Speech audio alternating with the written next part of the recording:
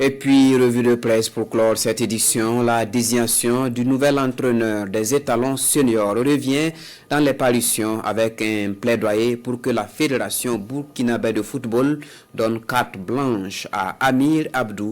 Les journaux commentent aussi les récentes saisies de la coordination nationale de lutte contre la fraude. Le commentaire de Maria Matamboura. À lire dans les parutions du jour le bilan de l'opération Réougolgini, qui signifie délivrance en fulfulde, lancée par la Coordination nationale de lutte contre la fraude. Une opération qui a rapporté 64 millions de francs CFA, écrit l'observateur Palga.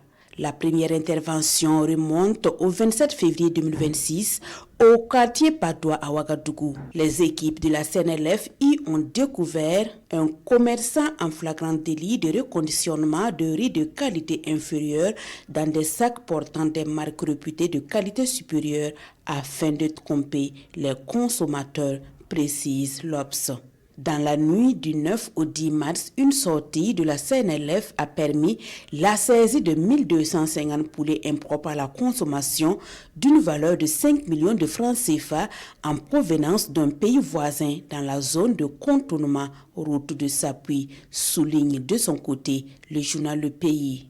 Regrettable selon Sidoya, il faut mettre fin à cette gangrène sociale que constitue la fraude et qui menace l'économie nationale et la santé des populations. Dans sa parution du jour, l'Express du Faso propose un édito sur le nouvel entraîneur de l'équipe nationale senior du Burkina Faso. Cette fois-ci, permettons au nouvel entraîneur de travailler, clame le quotidien bobolais. Pour mon confrère, entre les influences probables de l'employeur et de certains joueurs cadres de l'équipe, des journalistes sportifs dont certains jouent par procuration et des supporters, notamment Facebookers, les entraîneurs sont parfois désorientés. Il est de notoriété que le football est un sport de passion et d'émotion, mais quand on veut atteindre des résultats, on modère les passions et surtout les émotions, surtout quand elles peuvent émousser des objectifs. L'Express du Faso de poursuivre que la Fédération burkinabé de football doit laisser les mains libres à l'entraîneur, non seulement dans ses choix, mais aussi dans l'organisation et la gestion de façon globale de l'équipe dont il est le patron. On ne doit pas non plus lui imposer des collaborateurs qu'il ne connaît pas, avec lesquels il pourrait ne pas pouvoir travailler convenablement.